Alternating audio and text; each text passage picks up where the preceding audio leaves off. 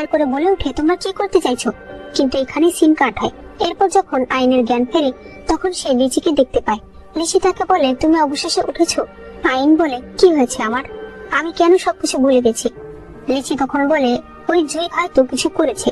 তোমার আর আমার বিয়ে হওয়ার কথা ছিল, তখন ওই শয়তান জুই এসে তোমাকে কিডন্যাপ করে নিয়ে যায়। এরপর তোমাকে জোর করে বিয়ে করে। এতদিন ধরে তুমি শুধু আমার জন্য অপেক্ষা করেছো। আমাকে ক্ষমা করে দাও যে আমার আসতে অনেক দেরি হয়ে গেছে। আইন মনে মনে ভাবে, এটা কেমন কথা? আমি হাত গুটিয়ে বসেছিলাম, এটা তো হতেই পারে না। এদিকে জুই শাওজিকে লাথি মেরে ফেলে দেয়। শাওজি বলে, ওরা একটা ছোট ভিখারি মেয়েকে ব্যবহার করেছে, যার কারণে আমি বুঝতে পারিনি। ওই সময় জুইয়ের পাখি ডেকে উঠলে তারা বুঝতে পারে আইন লিচির মহলে আছে।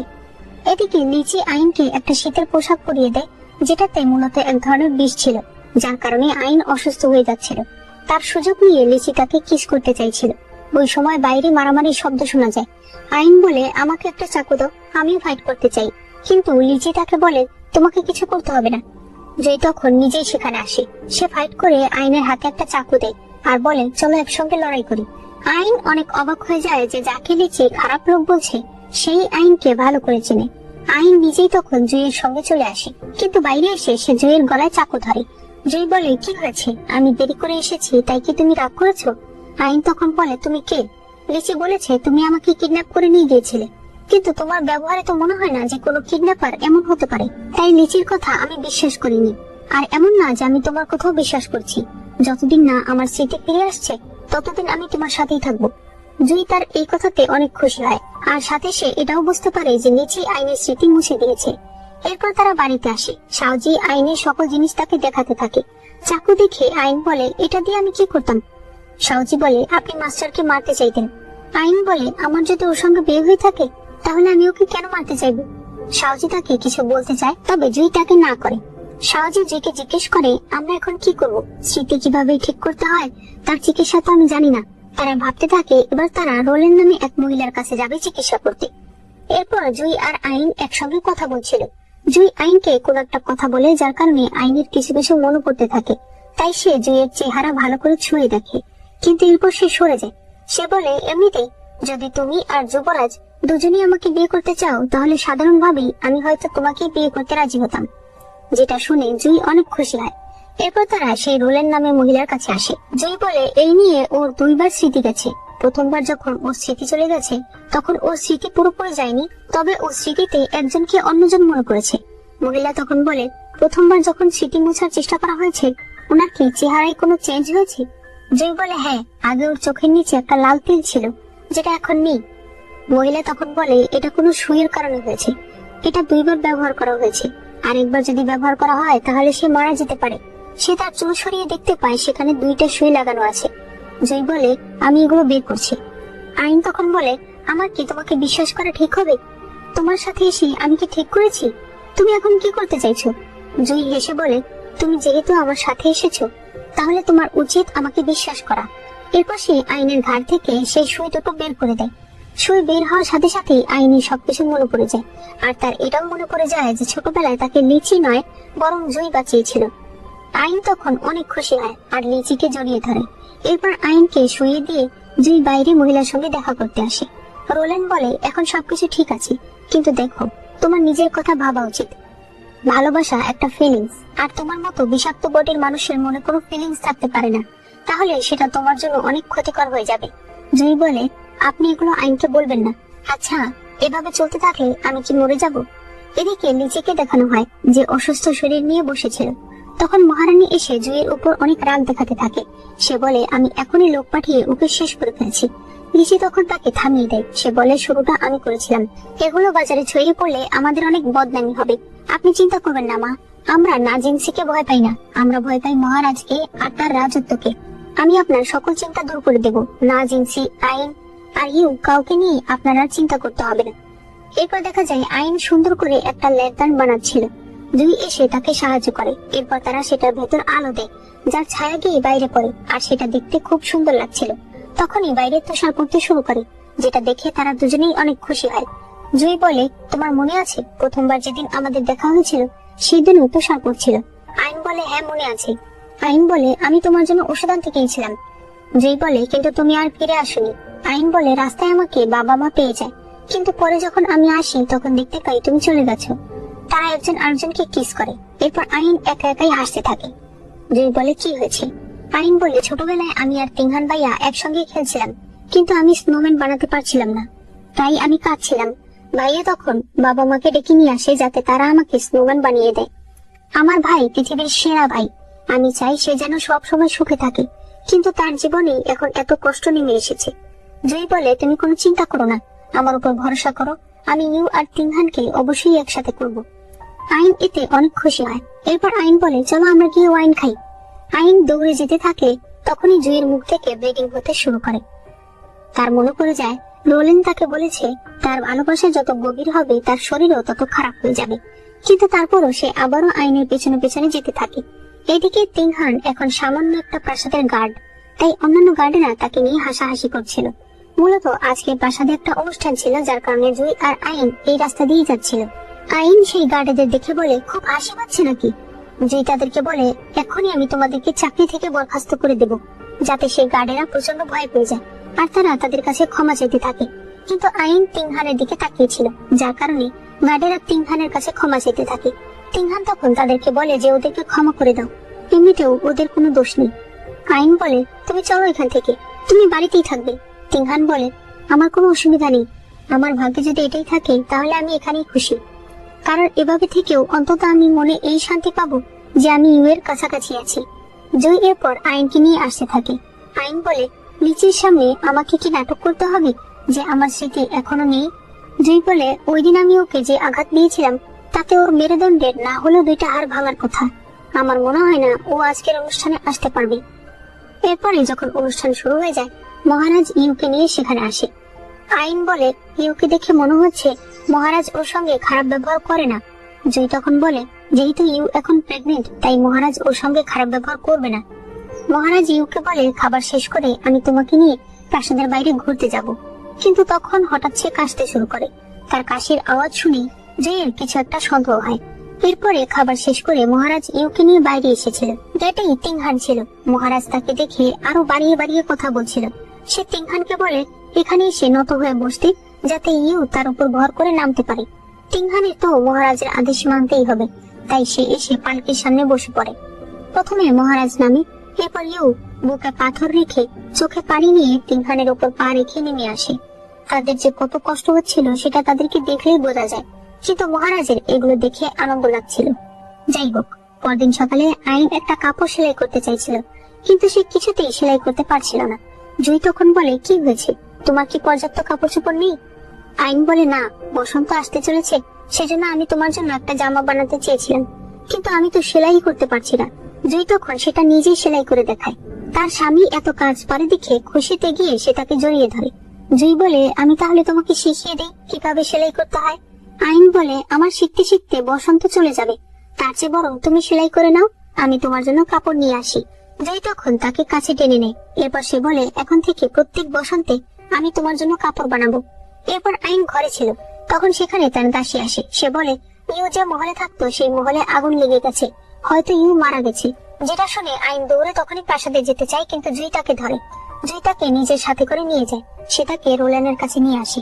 সে আইনকে বলে যখন প্রাসাদে আগুন লেগেছে তখন আমার লোকেরা গিয়ে ইউকে বাঁচিয়ে নিয়েছে, কিন্তু এখন তার অবস্থা অনেক খারাপ, তাই তুমি মন শক্ত করে রেখো। আইন জিজ্ঞেস করে তিনহান কোথায়? জুই বলে তাকে আমার লোকেরা খুঁজছে। এরপর তারা ভেতরে যায়। তাকে দেখে আইন কাঁদতে থাকে। সে বলে ওই দিন আমার তোমাকে ছেড়ে আসা একদমই উচিত হয়নি। আমি যদি তোমাকে জোর করে নিয়ে আসতাম তাহলে আজ এই দিনটা আসতো না। তবে তুমি চিন্তা করো না, ভাই এখনই চলে আসবে। ইউ বলে তুমি আমার জন্য অনেক কিছু করেছো, ওই দিনের ব্যবহারের জন্য আমিও তোমার কাছে ক্ষমা চাইছি। আইন, একটা কথা আমি তোমাকে কখনোই বলিনি, সেটা হলো তোমাকে দেখে আমার অনেক হিংসা হয়। তোমার বাবা মা তোমাকে কত ভালোবাসে, তোমার একটা ভাই আছে যে তোমাকে ভালোবাসে, সকল কিছু থেকে রক্ষা করে। এই কারণে তুমি কাউকে ভয় পাও না, তোমার মন যা চায় তুমি তাই করতে পারো। আর আমাকে দেখো, আমি কখনোই নিজের জন্য দাঁড়াতে পারি না। আইন বলে এখন থেকে আমার ভাই সব সময় তোমার সাথে থাকবে। কেউ বলে অনেক দেরি হয়ে গেছে, তা আর হবে না। আইন, আমরা ছোটবেলা থেকে একসাথে বড় হয়েছি, তুমি তোমার সাধ্যমতো সবসময় আমাকে আগলে রেখেছো। আমি আর বাঁচবো না, আমার মৃত্যুর পর তুমি আমার বাচ্চার খেয়াল রেখো। আইন তখন কাঁদতে কাঁদতে বলে ইউরে, তোর কি অনেক কষ্ট হচ্ছে?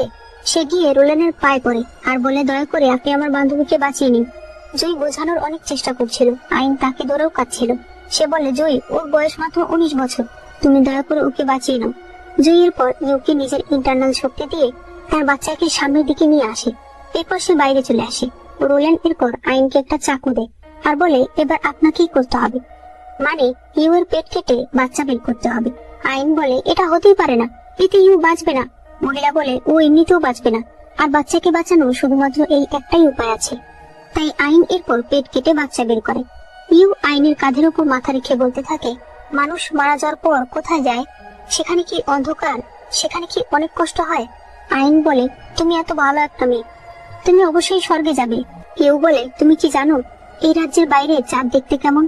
একদিন আমার হয়ে তুমি সেই চাঁদটা দেখে এসো। এভাবেই সকাল হয়ে যায় আর ইউ আইনের কাঁধে মাথা রেখেই মারা যায়। আইন চিৎকার করে কাঁদতে থাকে। তখন বাইরে তিংহান আসে। আইনের চিৎকার শুনে সে সবকিছু বুঝে যায়। জয়ী তাকে সামলানোর চেষ্টা করে। এরপর তিংহান ভেতরে আসে। সে প্রচন্ড রকম ভেঙে পড়ে, সে অনেক কাঁদে। এরপর সে জিজ্ঞেস করে যে ইউকে কে মেরেছে।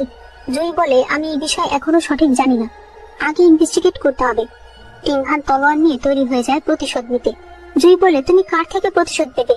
তুমি কি জানো এটা কে করেছে? তিংহান বলে, কে করেছে মানে? রাজপ্রাসাদের সবাই দায়ী, সবাই ওর সঙ্গে খারাপ ব্যবহার করেছে। জয়ী বলে, তুমি একা একটা তলোয়ার নিয়ে রাজপ্রাসাদের সবাইকে মারতে পারবে? তুমি তো গেটের বাইরেই গার্ডেদের হাতেই মরে যাবে। তিংহান তখন আবারও কাঁদতে শুরু করে। সে বলে, কেন সবাই ইউ এর সঙ্গে খারাপ ব্যবহার করতো? কেন কেউ তাকে পছন্দ করতো না? এদিকে দেখা যায় সেই ম্যান লিচির কাছে এসেছে। সে লিচিকে বলে, মহারাজ 3 দিন ধরে কোনো খাবার খাচ্ছে না। লিচি এতে খুশি হয়, কারণ তারা তিলে তিলে মহারাজকে যে বিষ দিচ্ছে সেটা কাজ করছে। লিচি জিজ্ঞেস করে, ইউ এর লাশ পাওয়া গেছে? ম্যান বলে, হ্যাঁ পাওয়া গেছে। লিচি বলে, আর তিংহান কোথায়? ম্যান বলে, ও কিছুদিনের জন্য ছুটি নিয়েছিল, কিন্তু এখন শুনতে পাচ্ছি ও নাকি অন্য শহরে চলে যাচ্ছে। ওকে কি যেতে দাও ঠিক হবে? লিচি বলে, হ্যাঁ যেতে দাও, ও চলে যাক, পরবর্তীতে ওকে আমার কাজে লাগবে। এরপর পরদিন তিংহান ইউ এর বাচ্চাকে নিয়ে চলে যাচ্ছিল, কারণ এখন সে ওকে নিয়েই বাঁচতে চায়। এখানে আমরা জানতে পারি মহারাজকে অনেকদিন ধরে বিষ দেওয়ার কারণে এই বাচ্চাটাও জুইয়ের মতো বিষাক্ত শরীর নিয়ে জন্মেছে। জুই তিংহানকে একটা ওষুধ দেয়, যেটা কিনা সাওজি বানিয়ে দিয়েছে, যেটা মূলত ধীরে ধীরে শরীরের বিষ কাটাবে। তিংহান এরপর চলে যায়। আইন জুইকে বলতে থাকে, এবার কি আমরা বিদ্রোহ করতে পারি? পুরো না ফ্যামিলি আর সেই ফ্যামিলির হয়ে রাজপ্রাসাদ আমি শেষ করে দিতে চাই। জুই বলে, অবশ্যই, এবার শুরু হবে বিদ্রোহের যাত্রা। এরপর দেখা যায় জুই মহারানীর সম্পর্কে এক ভাতিজাকে দোষী প্রমাণ করে বন্দী করে নিয়ে যাচ্ছিল। তখন সেখানে একজন জেনারেল আসে, যে কিনা তাকে বলে, আপনি এরকম করতে পারেন না। জুই বলে, আমি তো মহারাজের কথা এসেছি। সেই জেনারেল বলে, মহারাজের কথা এসেছেন নাকি নিজের পার্সোনাল শত্রুতা মেটাচ্ছেন? জুই বলে, আমি শুনেছি আপনার স্ত্রী নাকি মহারানীর আত্মীয়।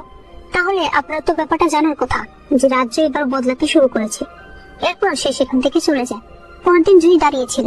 আইন তখন তার কাছে এসে জিজ্ঞেস করে যে সবকিছু কেমন চলছে। জুই বলে, কাজ শুরু হয়ে গেছে, তবে ওই সু এখন যদি কোনো কাজ না করে তাহলে তো সমস্যা হয়ে যাবে।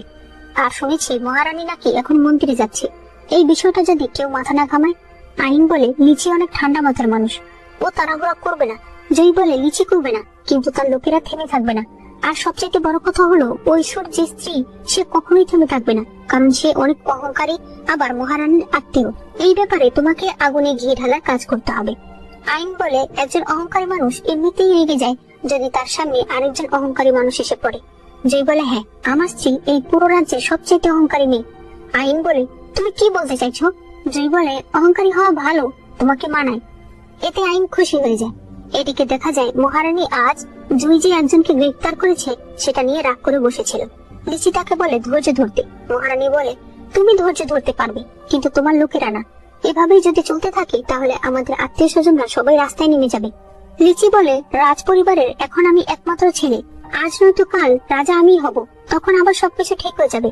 মহারানী বলে, একদম ভুলে যেও না যে নাজিনসিও রাজ পরিবারেরই ছেলে। সে তখন ঐশ্বর কনফেশন লেটার দেখায়, যেখানে ঐশ্বর যা যা করেছে এবং যা যা হতে দেখেছে তার সবকিছু স্বীকার করে নিয়েছিল। এদিকে আইন বসেছিল। তখন সেখানে ঐশ্বর স্ত্রী ইউচিন আসে। ইউচিন বলে, তুমি আইন, তুমি আমার সামনে বসে হাঁটু গেড়ে আমাকে সম্মান কেন জানালে না?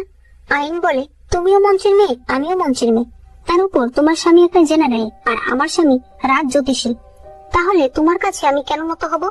সেই মেয়েটা তখন জুইয়ের নামে আজে বাজে কথা বলতে থাকে। এরপর বলে, ভুলে যেও না আমার বাবা মন্ত্রী হলেও রাজবংশেরই লোক, সে চাইলে ক্ষমতা নিজের হাতে নিয়ে নিতে পারে। আইন বলে, তাহলে তো সত্যি তোমার স্ট্যাটাস অনেক বড়, কিন্তু এখন তো তুমি একটা রাস্তার মেয়ের মতো অন্য একজনের বাড়িতে এসে চেঁচামেচি করছো। মনে হচ্ছে এবার আমাকেই তোমাকে ভদ্রতা শিখাতে হবে। ইউচিন এতে রেগে যায়। সে আইনকে চড় মারতে গেলে আইন তার চেহারার উপর চা ফেলে দেয়। এরপর নিজে তাকে থাপ্পড় মেরে বলে এটা অভদ্রতার জন্য, আরেকটা থাপ্পড় মেরে বলে এটা আমার স্বামীর নামে আজে বাজে কথা বলার জন্য। এরপর আরেকটা থাপ্পড় মারতে গিয়ে থেমে যায়। ইউচিন প্রচন্ড রেগে সেখান থেকে চলে আসে। ইউচিনের পর মহারানীর কাছে আসে। সে তাকে বলে যে আইন কিভাবে তাকে অপমান করেছে। মহারানী উল্টা তাকে ধমক দিয়ে বলে, তুমি কেন গিয়েছিলে সেখানে? ইউচিন বলে, মহারাজ তার জন্য আবারও মেয়ে দেখছে। মহারানী বলে, এবার যদি আরেকটা ছেলের জন্ম হয় তাহলে লিচিকে আমি আর রাজা বানাতে পারবো না, তাই এবার আমাকে কিছু করতে হবে। এদিকে ঐশু রাজপ্রাসাদে বিদ্রোহ ঘোষণা করে দিয়েছিল, কিন্তু সে যখন প্রাসাদে আসে তখন সে বুঝতে পারে যে সে মনে করেছিল মহারাজ যতটা অসুস্থ, আসলে মহারাজ অসুস্থই নয়। তখন পিছন থেকে জুই হাতে তালি দিতে দিতে আসে। ঐশু তাকে মেরে ফেলতে বলে, কিন্তু সৈনিকরা আগেই মারা যায়। এদিকে লিচির কাছে খবর আসে যে তারা হেরে গেছে। লিচির প্রচন্ড রাগ হচ্ছিল, কিন্তু পরে সে নিজের রয়্যাল পোশাক ছেড়ে সাধারণ পোশাক পরে রাজ দরবারে আসে। সেখানেই সে মাটিতে বসে বলতে থাকে, বাবা, আমি এগুলোর কিছুই জানতাম না। আপনার শরীর অসুস্থ জেনে আমি আপনার সুস্থতার জন্য মন্দিরে বসে প্রার্থনা করছিলাম।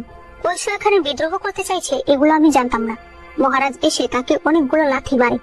সে বলে, প্রথমে তো আমার বিরুদ্ধে তুমি বিদ্রোহ করতে চেয়েছো, এখন আবার নাটক করছো যে তুমি কিছু জানতেই না।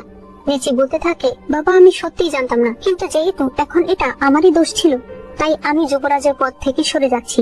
আর কথা দিচ্ছি আপনাকে আর কখনো আমি বাবা বলে ডাকবো না। বাবা, আমাকে ক্ষমা করে দিন। এগুলো বলে সে মাটিতে নিজের মাথা ঠুকছিল।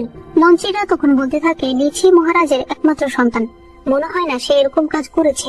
হতে পারে সে সত্যি এই বিষয়ে জানতো না। আর লিচির যদি কিছু হয়ে যায় তাহলে পরে এই রাজত্ব কে সামলাবে? তাই তারা মহারাজকে বলতে থাকে, আপনি আরেকবার ভেবে দেখুন, হয়তো রাজকুমার সত্যি কিছু জানতো না। মহারাজ তখন বলে, এই সবকিছু করেছে মহারানী, তাকে মহারানীর পদ থেকে সরিয়ে আগে বন্দি করো, আর লিচির কি করবো সেটা আমি পরে ভাববো। এরপর সে সেখান থেকে চলে যায়। লিচি রাগ ভরা চোখে জুইকে দেখতে থাকে। মহারানীকে বন্দি করে রাখা হয়েছিল। তখন সেখানে লিচি আসে। মহারানী তাকে দেখে অবাক হয়ে যায়। সে বলে, তোমার এই অবস্থা কেন হয়েছে? লিচি বলে, এগুলো আপনার কারণেই হয়েছে। এখন আমি আপনার জন্য বিষ নিয়ে এসেছি। শুধুমাত্র এইভাবেই আমি মহারাজের বিশ্বাস অর্জন করতে পারবো। মহারানী বলে, আমি কল্পনাও করতে পারি না তুমি এত খারাপ কবে হয়ে গেছো। লিচি বলে, আপনিও তো আমাকে এতদিন ধরে ব্যবহার করে এসেছেন যাতে আপনি মহারানী থাকতে পারেন। মহারানী তখন হাসতে হাসতে বলে, শুধুমাত্র এই জিনিসটাই দেখলে? আমার ভালোবাসাটা কিছুই দেখলে না? লিচি বলে, আমার কিছু করার নেই, বাবার কথা আমাকে রাখতেই হবে। মহারানী বলে, তা তো ঠিক, সে হলো মহারাজ, কিন্তু তাকে তুমি বাবা বলো না, সে তোমার বাবা নয়। এই বলে সে বিষ খেয়ে নেয়। লিচি তখন অবাক হয়ে জিজ্ঞেস করে, আপনি এগুলো কি বলছেন? মহারানী বলে, আমার ছেলে তো জন্মের পরে বিষের কারণে মারা গিয়েছিল। তোমাকে ম্যান আমার কাছে নিয়ে এসেছিল অন্য কোথাও থেকে। এরপর সে আরো বলতে থাকে, তুমি এই স্বপ্ন দেখছো যে মহারাজ মারা গেলে তুমি সিংহাসনে উঠতে পারবে? তাহলে আমি তোমাকে বলে দিই, সেটা কখনোই হবে না, কারণ মহারাজ তোমাকে সন্দেহ করে। এখনো যদি তুমি কিছু না করো তাহলে তুমি এই সিংহাসন পাবে না, তাই যাই করবে তাড়াতাড়ি করো। লিচি এগুলো শুনে সেখান থেকে বেরিয়ে আসে। তখন ওই সময় পাশ দিয়ে জুই যাচ্ছিল। লিচি তখন মনে করে তার মা তাকে আরো বলছিল, তুমি জানো আমি না জিনসিকে এত ঘৃণা কেন করি? কারণ ওই একমাত্র এই রাজবংশের উত্তরাধিকার। মহারানী বলতে থাকে, লিচি তাড়াতাড়ি করো, আমি রাজমাতা হতে চাই। জুই তখন এসে বলে, আমার মনে হয় না আপনার এই স্বপ্ন পূরণ হবে। যতদিন আমি বেঁচে থাকবো আমি আপনার কোনো স্বপ্ন পূরণ হতে দেব না। মহারানী বলে, তুমি কিছুই করতে পারবে না, লিচি কিছু না কিছু অবশ্যই করবে। জুই বলে, তাই নাকি? অলরেডি ওকে যেন যুবরাজের পদ থেকে সরানো হয় সেই ব্যবস্থা আমি করে এসেছি। আমিও দেখতে চাই আপনি কিভাবে লিচিকে সিংহাসনে বসান। এগুলো শুনে মহারানী তার কলা ধরে। সে বলে, তুমি কি ভেবেছো এরপর তুমি শান্তিতে থাকতে পারবে? তুমি কি জানো তুমি যাকে ভালোবাসো সে কে? আইন সেই পরিবারের মেয়ে, সেই পরিবার যারা কিনা এত বছর আগে না পরিবারের উপর আক্রমণ করেছিল। তারাই তাদের মিলিটারি সব নিয়ে না পরিবারের সবাইকে মেরে ফেলেছিল। সে লোক ছিল সেই চংহান। তোমরা দুজন কখনোই শান্তিতে থাকতে পারবে না। জুই এগুলো শুনে চাকু দিয়ে মহারানীকে আঘাত করে মেরে ফেলে। এরপর মহারানীর কথাটাই তার কানে ভাসতে থাকে আর তার মুখ দিয়ে ব্লিডিং হতে শুরু করে। এরপরে ছেলে দেখা যায় মহারাজ একজন লোক দিয়ে রাজকুমারকে যুবরাজের পদ থেকে সরানোর আদেশ লিখেছিল। ওই সময় এনুজ এসে বলে, লিচি 3 দিন ধরে বাইরে হাঁটু গেড়ে বসে আছে, না কোনো খাবার খেয়েছে না কোনো পানি খেয়েছে, সে শুধু একবার আপনাকে দেখতে চাইছে। মহারাজ বলে, ওকে ভেতরে ডাকো। লিচি ভেতরে আসলে মহারাজ তাকে বলে, তুমি এখনো এই রাজ্যের রাজকুমার, তুমি এগুলো কেন করছো? লিচি বলে, আমি তো শুধুমাত্র আপনার সুস্থতা কামনা করছি, আপনাকে একবার দেখতে চেয়েছি। ডাক্তার বলে, মহারাজের শরীর অনেক খারাপ, তার যে ওষুধ প্রয়োজন সেই ওষুধ তৈরিতে আমার রক্তের প্রয়োজন। লিচি এই কথা শুনে সেখানে থাকা একটি কাচের কাপ ভেঙে ফেলে, এরপর নিজের হাত কেটে অনেক রক্ত দেয়। মহারাজ তখন সেই লোককে বলে, লিচিকে যুবরাজের পদ থেকে সরাতে হবে না। এরপর সে লিচিকে বলে, তুমি কেন এগুলো করছো? লিচি তখন কাঁদতে কাঁদতে বলে, আমি এইমাত্র আমার মাকে হারিয়েছি, এখন আমি আরেকজনকে হারানোর বেদনা সহ্য করতে পারবো না। আমি শুধু চাই আপনি সুস্থ হয়ে যান, আমি সারা জীবন নিজের শরীরের রক্ত আপনাকে দিতে রাজি আছি। এসব কথা শুনে মহারাজ তাকে ক্ষমা করে দেয়। এরপরে সিনে দেখা যায় জুই তাদের বানানো ল্যান্টার্নটা দেখছিল, তখন সেখানে আইন এসে তাকে পেছন থেকে জড়িয়ে ধরে। জয়ী বলে, আমি শুনলাম তুমি নাকি কাল সারা রাত ঘুমাওনি। আইন বলে, হ্যাঁ, কাল চাঁদ অনেক বড় ছিল, আমি সারা রাত চাঁদ দেখেছি, এতে হয়তো ইউ কালকে অনেক খুশি হয়েছে। জয়ী বলে, মহারানী বিষ খেয়ে মারা গেছে। আইন বলে, আমি জানতাম লিচি খারাপ, কিন্তু এত খারাপ তা আমি ভাবতেও পারিনি। আইন বলে, তুমি খুশি হয়েছো? আমাদের ইচ্ছা পূরণ হতে চলেছে। জয়ী বলে, অনেক বেশি তাড়াহুড়ো হয়ে যাচ্ছে। সে হাত ছাড়িয়ে বলে, কাল থেকে আমি কাজে অনেক ব্যস্ত হয়ে যাব, তাই তুমি আমার জন্য অপেক্ষা করো না। এই বলে সে সেখান থেকে চলে যায়। আইন তার ব্যবহারের কিছুই বুঝতে পারে না। এরপর আইন তার জন্য আবারও খাবার নিয়ে যায়, তখন সাউজি তাকে আটকে দিয়ে বলে, মাস্টার অনেক ব্যস্ত আছে, উনি আপনার সঙ্গে পরে কথা বলবে। আইন বলে, আমি শুধু খাবারটা দিয়ে চলে যাব। সাউজি বলে, দয়া করে আমাকে বকা শোনাবেন না। আইন তখন একটু অভিমান করে বলে, ঠিক আছে, ওকে বলো আমি ওর জন্য অপেক্ষা করছি, ও যেন কাজ শেষ করে আমার সঙ্গে কথা বলে। আইন সারা রাত জুইয়ের জন্য অপেক্ষা করে, কিন্তু জুই সেখানে আসে না। সে জানালা দিয়ে জুইকে দেখে। আইনকে দেখে তার খারাপ লাগছিল, তবে সে তার কাছে যায় না। একটু পর সেখানে দাসী আসে, আর সে আইনকে বলে যে আজ কিন্তু ইউ এর মৃত্যুবার্ষিকী। আইন এরপর প্রাসাদে গেলে সেখানে লিচি তার সঙ্গে দেখা করে। সে তার কাছে ক্ষমা চেয়ে হাঁটু গেড়ে বলতে থাকে, আমার মায়ের কারণে ইউ এর মৃত্যু হয়েছে, সেজন্য আমি তার কাছে ক্ষমা চাইতে এসেছি। আইন বলে, কোনো দরকার নেই, মিথ্যাবাদীর ক্ষমা ইউ নেবে না। লিচি বলে, আইন তুমি আমাকে মিথ্যাবাদী বলছো? আমি তো এগুলো শুধুমাত্র তোমাকে পাওয়ার জন্য করেছি। তোমার কি মনে হয় নাজিম সে তোমাকে সত্যি ভালোবাসে? ওর হিংসা আমার থেকে আরো অনেক গুণ বেশি। আইন বলে, তুমি কোন হিসেবে তোমার সঙ্গে জুইয়ের তুলনা করছো? লিচি বলে, মা মারা যাওয়ার পর জুই এক এক করে সকল মন্ত্রীদেরকে মেরে ফেলছে, তুমি নিজেই একবার ভাবো, ও কি এখন তোমার সঙ্গে আগের মতো ব্যবহার করে? আইন চলে যেতে থাকলে লিচি বলে, সব পুরুষরাই একরকম হয়, যদি তোমার বিশ্বাস না হয় তাহলে গিয়ে তোমাদের বাড়ির বড় কাউকে জিজ্ঞেস করে দেখো যে অনেক বছর আগে সেই পরিবার আর না পরিবারের মধ্যে কি হয়েছিল। আইন এরপর দৌড়ে আসে জুইয়ের সঙ্গে দেখা করতে, কিন্তু সাউজি তাকে বলে, মাস্টার আপনার সঙ্গে দেখা করতে চায় না। আইন এতে একদম হতবাক হয়ে যায়। সে সাউজিকে রিকোয়েস্ট করতে থাকে একটা বার তাকে ভেতরে যেতে দিতে। সাউজি তখন নিচে বসে তার কাছে ক্ষমা চায়। আইন এরপর নিজের বাবার বাড়িতে চলে আসে। সেখানেই তাদের বাড়ির একজন পুরনো আঙ্কেল ছিল, যাকে সে না পরিবারের সঙ্গে তাদের কি হয়েছিল সেই বিষয়ে জানতে চায়। সেই লোক তখন তাকে একটা চিঠি দেয়। সে বলে, এটা তো রাজপ্রাসাদে থাকার কথা, কিন্তু জানি না এখানে কিভাবে এসেছে, তুমি একবার এটা পড়ে দেখো। আইন যখন সেই চিঠি পড়ে তখন বলা হয় সেই পরিবারের মিলিটারি দায়িত্ব ওই সময় আইনের দাদার হাতে ছিল। মহারাজের আদেশে পরিবারের প্রধান জেনারেল শি চংহান তার লোকজন নিয়ে সেখানে যায়। সেখানে নাজিনসির নানাও ছিল। সেখানে আমরা তিনহানকেও দেখতে পাই, যার বয়স অনেক কম ছিল। সেই চংহান বলতে থাকে, আমি আমার জীবনে অনেক মানুষ মেরেছি, কিন্তু এই পরিবারকে শেষ করে আমি সারা জীবন শুধু রিগ্রেট করেছি। আমি শুনেছি এরা নাকি রাজদ্রোহী, কিন্তু পরে যখন আমি এই বিষয়ে খোঁজ নিই তখন আমি জানতে পারি এটা শুধুমাত্র নিজেদের পার্সোনাল শত্রুতা মেটানোর জন্য আমাদেরকে ব্যবহার করা হয়েছে। না পরিবারের প্রত্যেকটা মানুষই নির্দোষ। এই সব পরে আইন প্রচন্ড ভেঙে পড়ে। এরপর সে যখন জুইয়ের সঙ্গে দেখা করার জন্য যেতে চায় তখন সেখানে তার দাসী এসে বলে, জ্যোতিষী আপনাকে ডিভোর্স লেটার পাঠিয়ে দিয়েছে। যেটা শুনে আইনের পায়ের তলা থেকে মাটি সরে যায়। সেখানে লেখা ছিল, তোমার আর আমার সম্পর্কে কোনো ভবিষ্যৎ নেই, তাই আজ থেকে আমি তোমাকে মুক্ত করে দিচ্ছি, তুমি তোমার যা ইচ্ছে তাই করতে পারো। আইন বলে, আমি এগুলো বিশ্বাস করি না। সে দৌড়ে বাইরে যায়। জুই কোথাও যাচ্ছিল। সাউজি আইনকে আটকিয়ে দিয়ে বলে, মাস্টার আপনার সঙ্গে কথা বলতে চায় না। আইন তখন মাটিতে হাঁটু গেড়ে বসে তার দাদার কনফেশন লেটার দিয়ে বলে, তুমি আমাকে ক্ষমা করে দাও, আমি কথা দিচ্ছি আজ থেকে সেই পরিবার তোমাদের পরিবারকে নির্দোষ প্রমাণ করার জন্য যা করতে হয় তাই করবে। জুই বাইরে আসতে চায়, কিন্তু এরপর সে নিজেকে সামলে ফেলে। সে বলে, আমি যে তোমাকে ডিভোর্স লেটার পাঠিয়েছি সেটা কি তুমি দেখোনি? আইন বলে, আমি চাই তুমি নিজের মুখে কথাগুলো আমাকে বলো। জুই বলে, আমি শুধুমাত্র এই কয়দিন তোমাকে ব্যবহার করেছি। আইন বলে, হতেই পারে না, রাজ্যে এত মেয়ে থাকতে তুমি আমাকে কেন বিয়ে করবে? জুই বলে, কারণ একমাত্র তুমি রাজকুমারের পছন্দের মেয়ে, আবার তুমি আমার শত্রু পরিবারের মেয়ে, তাহলে তোমাকে বিয়ে করার শান্তি তো আলাদা। আইন বলে, হতেই পারে না। এমনই যদি হবে তাহলে তুমি নিজের হাত কেটে আমাকে কেন বাঁচিয়েছো? জুই বলে, তুমি কত বোকা। আমার কাজ হাসিল করার জন্য আমি সবকিছু করতে রাজি আছি। আমি শুরু থেকেই এমন। তুমি আমাকে কতটা চেনো? জুইয়েরও এতে অনেক কষ্ট হচ্ছিল, কারণ তার শরীর অনেক খারাপ। তবে সে তারপরও এগুলো বলে যাচ্ছিল। এরপর তারা গাড়ি চালিয়ে সেখান থেকে চলে যায়। আইন রাস্তার মাঝখানেই পড়ে থাকে। সাউজি বলে, আপনি কি সত্যি এমন নিষ্ঠুর? জুই বলে, এখনো তুমি আমাকে চেনো না? আমি ছোটবেলা থেকেই নিষ্ঠুর। এদিকে আমরা তিনহানকে দেখি যে কিনা ইউয়ের বাচ্চাকে একজনকে দিয়ে বলছে, আমি যুদ্ধে যাচ্ছি, আপনি দয়া করে এই বাচ্চাটার খেয়াল রাখবেন। এদিকে লিচির কাছে একজন লোক এসে বলেন যে সে কনফেশন লেটার আইনদের বাড়িতে পাঠিয়ে দিয়েছে, আর আইন সেটা দেখে ফেলেছে। জুই রাস্তার মাঝখানে আইনকে রেখে চলে গেছে। লিচি সেই লোককে বলে না পরিবারের অ্যানসেট্রাল হলে কিছু একটা করতে। এরপর সে বলতে থাকে, আইন, এবার তুমি দেখতে পারবে যে সব পুরুষই একরকম।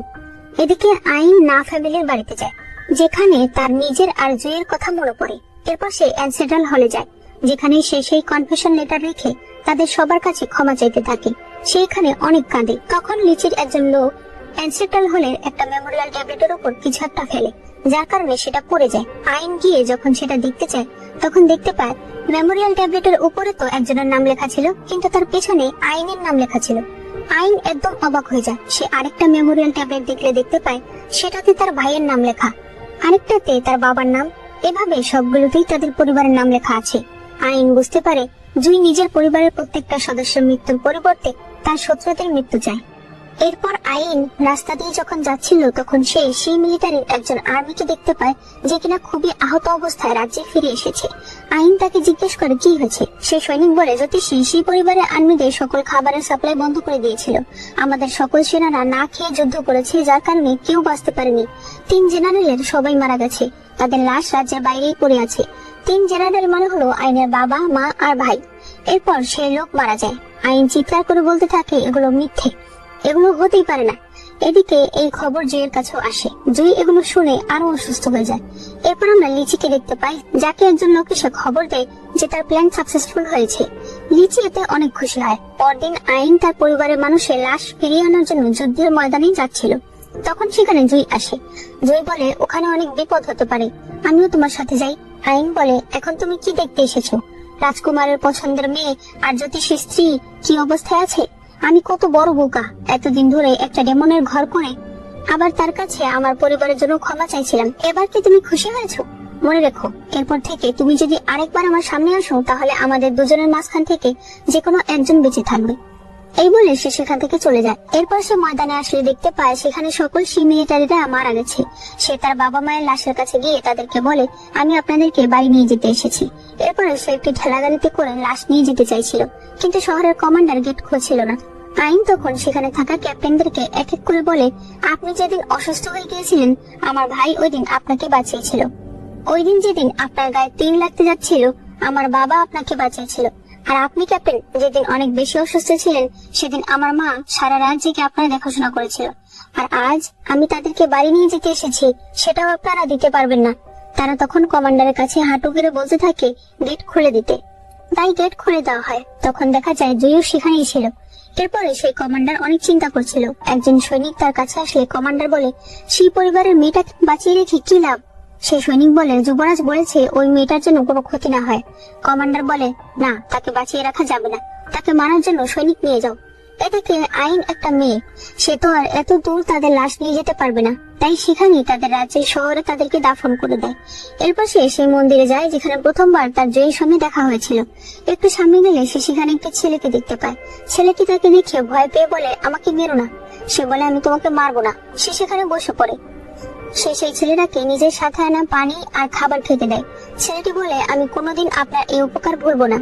আইন এরপর তার হাত মুক্ত করে দেয়। তখনই সৈনিকরা এদিকে আসতে থাকে। সেই ছেলেটি তখন আইনকে নিয়ে সেখান থেকে পালিয়ে যায়। এই ছেলেটির নাম হলো পেই। পেই আইনকে বলে, সামনেই ঘোস্ট রেলাম, শুনেছি সেখানে যে একবার যায় সে নাকি আর ফিরে আসে না, তুমি কি যাবে আমার সাথে? আইন বলে, ওরা তোমার কিছু করবে না, আমি একাই যাব। কিন্তু ছেলেটি তাকে একা ছাড়তে রাজি হয় না। তাই আইন তাকে অজ্ঞান করে এরপর সেখানে যেতে চায়। কিন্তু ওই সময় অনেক সৈনিকরা সেখানে চলে আসে। তারা আইনকে আঘাত করতে যায়। আইনের তখন তার ছোটবেলার কথা মনে পড়ে, যখন সে প্রথম তলোয়ার ধরতে শিখেছিল। এরপর সে যখন চোখ মেলে তাকায় তখন সে বলে, আমি কি দেখতে পাচ্ছি না? তখন দেখা যায় জুই তার সাথে ছিল। সে বুঝতে পারে আইন চোখে দেখতে পাচ্ছে না। আইন বলে, আপনি কি আমাকে বাঁচিয়েছেন? জুই তার হাতে লিখে দেয় যে সে তাকে বাঁচিয়েছে, আর সে কথা বলতে পারে না। আইন বলে, আমাদের একজন চোখে দেখি না, আরেকজন কথা বলতে পারে না, এটাই হয়তো ভাগ্য। এরপর সে বলে, আপনার নিঃশ্বাসের শব্দ একদম আমার স্বামীর মতো, কিন্তু আপনি সে নন, কারণ আমার স্বামীর ইনার স্ট্রেংথ অনেক বেশি। কিন্তু আপনার নিঃশ্বাস শুনে বোঝা যাচ্ছে আপনি অনেক দুর্বল। আপনি জানেন আমি এগুলো কেন আপনাকে বলছি? কারণ আমি আমার স্বামীকে অনেক ঘৃণা করি। আমি তাকে বলেছি আরেকবার যদি সে আমার সামনে আসে তাহলে আমাদের মধ্যে যে কোনো একজন বেঁচে থাকবে। আপনি আমাকে বলুন তো, সে যদি আমার কাছে আসে আমার তার সাথে কি করা উচিত? জয়ী তার হাতে লিখে মেরে ফেলা উচিত। আইন বলে, ঠিক, আমি তাকে নিজের হাতে মেরে ফেলবো। এরপর সে আবারও জুয়ের পালস চেক করে বলে, আপনি আমার স্বামী নন। জুয়ের তখন অনেক কষ্ট হচ্ছিল। সে আইনের গায়ে নিজের জামাটা দিয়ে সেখান থেকে চলে আসে। আইন যখন সেই জামা ধরে তখন সে বুঝতে পারে এটা জুয়ের জামা, কারণ জুই জামা এভাবেই সেলাই করে। আইন তখন কাঁদতে থাকে যে জুই তাকে কিছুই বলছে না। পরদিন জুই আইনকে পিঠে করে নিয়ে আসছিল। হঠাৎ সে বুঝতে পারে আইন অনেক বেশি অসুস্থ হয়ে যাচ্ছে। সে তার পালস চেক করে। এরপর সে নিজের হাত কেটে আইনের মুখে সেই রক্ত দেয়। এরপর জুই আইনকে তার বুকের ডান পাশে ধরে রাখে। আইন মনে করে জুই তাকে বলেছিল তার হাত বুকের ডান পাশে। এসব মনে করে আইন কাঁদতে থাকে যে জুই এখনো কিছু বলছে না। এরপরে তারা অন্য একটি শহরে আসে। আইনকে ঘরে রেখে জুই তার জন্য খাবার নিয়ে আসে। আইন শিওর হওয়ার জন্য তাকে হাত দিয়ে ভালো করে ছুঁয়ে দেখে। ওই সময় জুইয়ের মুখ দিয়ে ব্লিডিং শুরু হয়। আসলে আইনকে পিঠে করে আনার কারণে সে আরো বেশি অসুস্থ হয়ে গেছে। আইন কাঁদতে কাঁদতে তাকে জিজ্ঞেস করে, তোমার কি হয়েছে? কিন্তু জুই তাকে বলে, বড় কিছু না। আইনকে কাঁদতে দেখে জুই সেখান থেকে চলে যেতে চায়। আসলে তার তো মনে হচ্ছিল আইন অন্য পুরুষের জন্য কাঁদছে। সে তো আর জানে না যে আইন বুঝে গেছে যে সে কার সাথে আছে। আইন তাকে ধরে বলে, আমি গোসল করবো, আমাকে কি একটু পানি এনে দিতে পারবে? জুই ঘর থেকে বেরিয়ে গেলে সেখানে পেই নামের সেই ছেলেটা আসে। তার গলা শুনে আইন তাকে চিনতে পারে। সে আইনকে বলে, তুমি দেখতে পাচ্ছ না? এরপর সে বলে, ওই দিন তুমি আমাকে অজ্ঞান করে দেওয়ার পর সবার প্রথমে আমি দাখাম রাজ্যে, মানে যেটা তার নিজের রাজ্য, সেখানে যাই। এরপর আমি তোমাকে খুঁজতে এখানে আসি। আমি জানি এটাই সবচেয়ে কাছের শহর, তুমি আসলে এখানেই আসবে। একটু পর জুই বাইরে আসে।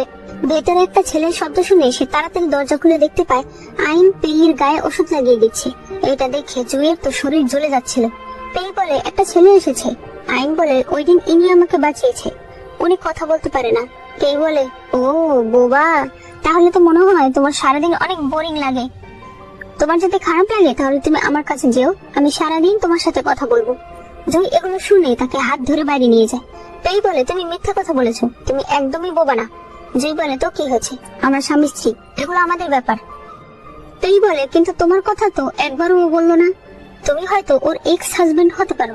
জুই বলে, তুমি কি চাও? পেই বলে, আমি কিছুই চাই না, ওই মেয়েটা আমাকে বাঁচিয়েছে, আমি কখনোই তার ক্ষতি চাইবো না। জুই বলে, আমি যদি দেখি তুমি তার ক্ষতি করতে চাইছো আমি কিন্তু তোমাকে মেরে ফেলবো। পেই বলে, এই সেম কথাটা আমিও তোমাকে বললাম। জুই এরপর ভেতরে চলে আসে। আইন জামা খুলতে নিলে জুই তাকে ধরে বলে, আমি তোমার জন্য একটা দাসী নিয়ে আসি। আইন বলে, দরকার নেই। সে জামা খুলে তার সাথে গোসলখানার দিকে যাওয়ার সময় বলে, তুমি বাইরেই থেকো, আমার যদি কোনো কিছু দরকার হয় আমি তোমাকে ডেকে নেব। জুই তার হাতে লিখে বলে, সেটা ভালো দেখাবে না। আইন বলে, ঠিক আছে, তাহলে পেইকে পাঠিয়ে দাও। এটা শুনে জুই লেখে যে ঠিক আছে, আমি এখানেই আছি। এরপর আইন গোসল করছিল। জুই সামনের টেবিলে বসে চা খাচ্ছিল। তার নিজের উপরে নিজের হিংসা হচ্ছিল যে তার স্ত্রী আরেকজনের সামনে গোসল করছে। চিন্তা করো কিরকম মানুষ। এরপরে আইন গোসল করে বাইরে আসে। জুই তার পা মুছে জুতা পরিয়ে দেয়। এরপর তার হাতে একটি তোয়ালে দিয়ে বাইরে চলে আসে। তার বুকে তখন প্রচন্ড ব্যথা করছিল, আর আইন ভেতরে বসে কাঁদছিল। সে বলছিল, না জিনছি, আমার এই অবস্থাতেও তুমি আমার সঙ্গে কথা বলছো না। এর পরদিন তারা তিনজন একসঙ্গে খাবার খাচ্ছিল। তখন রোল্যান্ড সেখানে আসে। আসলে জুই তাকে ডেকেছে, কিন্তু রোল্যান্ড এমন নাটক করে যে রাস্তায় তার সঙ্গে আইনের দেখা হয়েছে। সে বলে, আপনি যদি কিছু মনে না করেন তাহলে আমি আপনার চোখ ভালো করে দেখতে চাই। পেই যাতে তাদের সঙ্গে না যেতে পারে তাই রোল্যান্ড তার হাতে একটা কাগজ দিয়ে বলে, এই ঠিকানায় আমার ওষুধগুলো একটু পাঠিয়ে দেবেন, ধন্যবাদ। এই বলে সে চলে আসে। এরপরে ঘরে এসে জুই আইনকে ধরতে চেয়েও ধরছিল না। রোল্যান্ড তখন তার হাত আইনের কাঁধের উপর রাখে আর বলে, চিকিৎসায় অনেক ব্যথা হবে, তাই উনি যেন নড়তে না পারে, ভালো করে ধরে রাখবেন। এরপরে সে তার চিকিৎসা করে বলে, আপনার ক্লট সরে গেছে, বিশ্রাম করলে আপনি ঠিক হয়ে যাবেন। জুই তাকে বিছানায় শুয়ে দেয়। এরপর বাইরে আসে। রোল্যান্ড তার পালস চেক করে বলে, আপনার এই অবস্থা কি করে হয়েছে, কি হয়েছে আমাকে খুলে বলুন। জুই তখন বলে, মহারানী মারা যাওয়ার পর ওই দিন রাতে ম্যান তার সঙ্গে ফাইট করেছে। যে তাকে মেরে ফেলেছে ঠিকই, তবে তার নিজের শরীরে অনেক ড্যামেজ হয়ে গেছে। রোল্যান্ড বলে, আমি বলেছিলাম ফিলিংস আপনার জন্য ক্ষতিকর, দুঃখও কিন্তু ফিলিংস। তার থেকে দূরে থাকবেন তার মানে এই না যে আপনি নিজের মনে দুঃখ রাখবেন। জয় বলে, আমি তো চেয়েছিলাম ও যেন ভালো থাকে। রোল্যান্ড বলে, এখন আর কোনো দরকার নেই, এমনিতেই আপনি আর বেশি দিন বাঁচবেন না, আপনি ওকে সব সত্যিটা বলে দিন। জয় বলে, কি দরকার ওর চিন্তা আরো বাড়িয়ে দেওয়ার? ওকে আমি এবার রাজ্যে ফিরিয়ে দেবো, আর এরপর লিচির সঙ্গে আমি শেষ বোঝাপড়া করব। এই কথা পেই শুনতে পায়। এদিকে লিচির কাছে একজন সৈনিক এসে বলে, আপনার শত্রু বলতে এখন আর কেউ নেই। লিচি বলে, ভালো হয়েছে আইন, এবার আমার কাছে আসা ছাড়া তোমার আর কোনো উপায় নেই।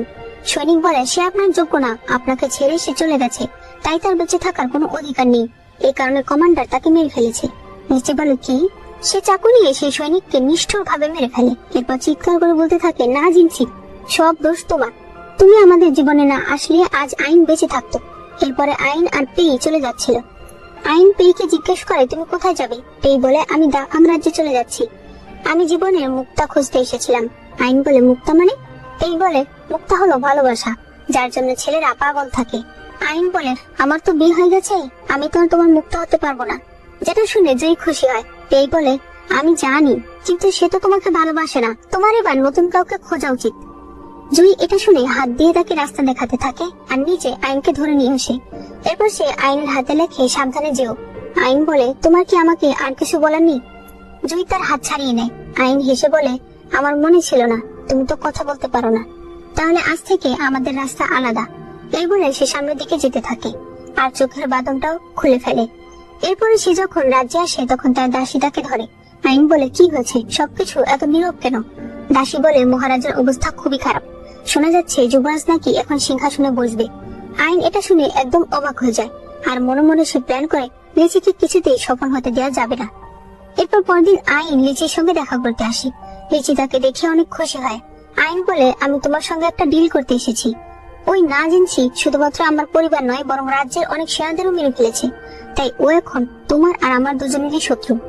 লিচি তাকে বসিয়ে বলে, তুমি কি প্ল্যান করছো? আইন বলে, ও আমার শরীরে সেন্ট পিল নামে একটা ওষুধ দিয়েছিল, যার কারণে আমার রক্তের ঘ্রাণ ও শুকতে পারে। এর মাধ্যমে আমি ওকে ডাকবো, এরপর আমরা তাকে মেরে ফেলবো, তবে শর্ত হচ্ছে আমি তাকে নিজের হাতে মারবো। লিচি বলে, তুমি ওকে ভালোবাসতে, তুমি কি ওকে মারতে পারবে? আইন বলে, অবশ্যই। এরপর পরদিন তারা খাদের উপরে যায়। সেখানে গিয়ে আইন নিজের হাত কেটে ফেলে, যাতে তার রক্তের গন্ধে জুই সেখানে আসে। লিচি বলে, ও জানি এখানে আসলে ওর বিপদ হবে, ওকে আসবে। আইন বলে, আমার রক্তের ঘ্রাণ পেলে আমি যদি জাহান্নামেও থাকি ও সেখানেও আসবে। এরপর সত্যি সত্যি জুই সেখানে চলে আসে। জুই আইনকে বলে, তুমি কি নিজের ইচ্ছেতে এসেছো? আইন বলে, হ্যাঁ, তোমার সঙ্গে বোঝাপড়া করতে এসেছি। জুই বলে, ভালো, তবে তুমি যাই করো, আমি লিচিকে বাঁচতে দেবো না। এ বলে সে তার অস্ত্র বের করতে চায়, কিন্তু তখনই আইন এসে তার বুকে আঘাত করে। জুই বলে, আইন, তুমি কি আমাকে এতটাই ঘৃণা করো? আইন বলে, অবশ্যই, তুমি জানো না এটা আমাকে জোর করে বিয়ে করার জন্য। এরপর আরেকটা আঘাত করে বলে, এটা সেই সকল সৈনিকদের হয়ে যাদেরকে তুমি বিনা দোষে মেরে ফেলেছো। জুই কিছু বলতেই পারছিল না, তার আগে আইন তাকে আঘাত করছিল। এরপর সে আরেকটা আঘাত করে বলে, এটা আমাকে ধোকা দেওয়ার জন্য। এরপর সে তাকে ধাক্কা দিয়ে খাদে ফেলে দেয়। পরে যাওয়ার সময় জুই আইনের সঙ্গে কাটানো মুহূর্তগুলো মনে করছিল। লিচি আইনকে বলে, ভালো হয়েছে। আইন বলে, এবার আমি আসছি। লিচি বলে, আমরা একসাথে বড় হয়েছি, মাঝখানে কিছু ভুল বোঝাবুঝি হয়েছে, তাতে কিছু আসে যায় না, আমি চাই তুমি আমার সাথে চলো। আইন তখন আর কিছু বলে না। এরপর 3 দিন পরে সিন দেখানো হয়। আইন লিচিকে বলে, 3টা চাকুর আঘাত আর খাট থেকে পড়ে গেলেই আমার মনে হয় না ও মরে যাবে, আপনার উচিত লোক দিয়ে ওকে খোঁজা। লিচি বলে, আমি অলরেডি লোক পাঠিয়েছি এবং তারা এসে আমাকে বলেছে তারা নাকি কোনো লাশ পায়নি। আইন বলে, আমি জানি, ও তাহলে উত্তরের দিকে যাবে, আপনি সেখানেই লোক পাঠিয়ে ওকে মেরে ফেলুন। লিচি আইনকে বলে, তোমার এই রূপ দেখে আমার নিজেরই তো ভয় লাগছে। আইন ঘরে এসে বলতে থাকে, না জিনছি, এবারও যদি তুমি আমার কাছে না আসো তাহলে আমি নিজে যাবো তোমাকে খুঁজতে। তখন না জিনছি বলে ওঠে, তাই নাকি, তুমি আমাকে খুঁজতে যাবে? আইন তাকিয়ে দেখতে পায় জুই খাটেই বসে আছে। আইন দৌড়ে গিয়ে তাকে জড়িয়ে ধরে। এরপর আমাদেরকে 3 দিন আগের সিন দেখানো হয়। সাউজি এসে না জিনসিকে ওঠায়। সে বলে, তুমি কিভাবে জানলে আমি এখানে আছি? সাউজি বলে, ম্যাডাম আমাকে একটা চিঠি পাঠিয়েছিল, যেখানে আমাকে বললো কিছু ওষুধ নিয়ে খাদের নিচে আসতে। আপনি আঘাত পেলেন কি করে? 1 মিনিট, এই আঘাত কি ম্যাডামই আপনাকে দিয়েছে? জুই বলে, হ্যাঁ। সাউজি বলে, উনি জানে আপনার হাত ডান পাশে, তাহলে আপনাকে বাম পাশে আঘাত করার কি মনে হয়? জুই বলে, তুমি বুঝবে না। সাউজি বলে, আপনারা স্বামী স্ত্রী দুজনেই অনেক নিষ্ঠুর, ভালোই মানিয়েছে। এরপর তারা এক জায়গায় যাওয়ার কথা বলে। জুই বলে, না, সেখানে যাওয়া যাবে না।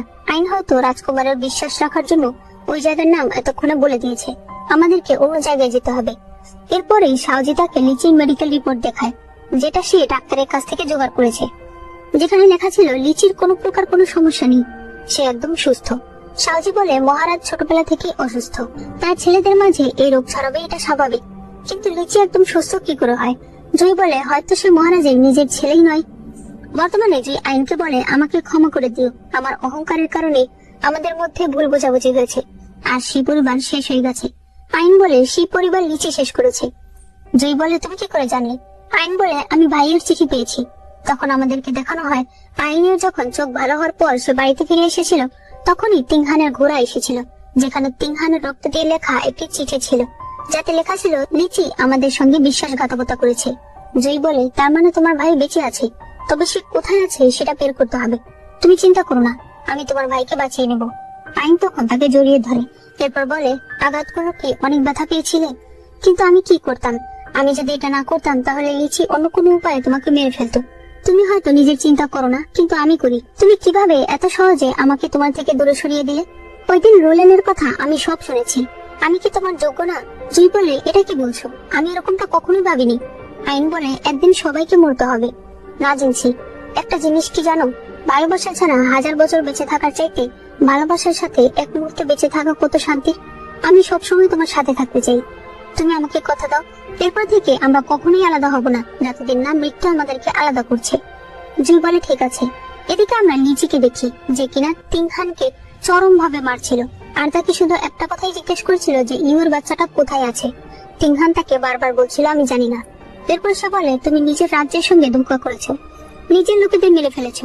তখন আমাদেরকে দেখানো হয় ওই যুদ্ধের পরে তিংহানের জ্ঞান ফেরে। সে বলতে থাকে বাবা মা আমাকে বাঁচিয়েছে, কিন্তু আমাকে জানতে হবে এর পেছনে আসলে কারা ছিল। এরপর সে লুকিয়ে দাফাং রাজ্যের লোকের কথা শুনতে থাকে। তখন সে বুঝতে পারে লিচি তাদের সঙ্গে মিলে এগুলো করেছে। সে যখন সেখান থেকে চলে যেতে চায় তখন তারা তাকে দেখে ফেলে। তাড়াহুড়ো করে তখন সে নিজের রক্ত দিয়ে সেই চিঠিটা লিখে আর ঘোড়াকে দিয়ে পাঠিয়ে দেয়। লিচি বলে তুমি ভাবছো আমি দেশের মানুষদের মেরেছি, তোমার বাবা মাকে মেরেছি? তুমি হয়তো জানো না আমি তোমার ইউকেও মেরেছি। তাকে ভয়ঙ্কর বিষ আমি খাইয়েছিলাম। তিংহান চিৎকার করে বলতে থাকে আমি একদিন তোমাকে শেষ করে ফেলবো। লিচি হাসতে হাসতে সেখান থেকে চলে যায়। এদিকে জয়ী বলে তুমি আমার সঙ্গে চলো। আইন বলে না, আমাকে এখানে থাকতে হবে, লিচির উপর নজর রাখতে হবে। জয়ী বলে যেদিন লিচি সিংহাসনে বলবে সেদিনই তাহলে আমাদের দেখা হবে, তাই তুমি সাবধানে থেকো। এরপরে লিচি আইনকে বলতে থাকে জিয়াং পরিবারের একটা সম্বন্ধ এসেছে, তাদের মেয়ে বিয়ে করলে তারা আমাকে 1000 সৈন্য দেবে। আমি যদি তাকে বিয়ে করি তুমি কি রাজি হবে? আইন বলে অভিনন্দন। এটা শুনে লিচি প্রচন্ড রেগে যায়।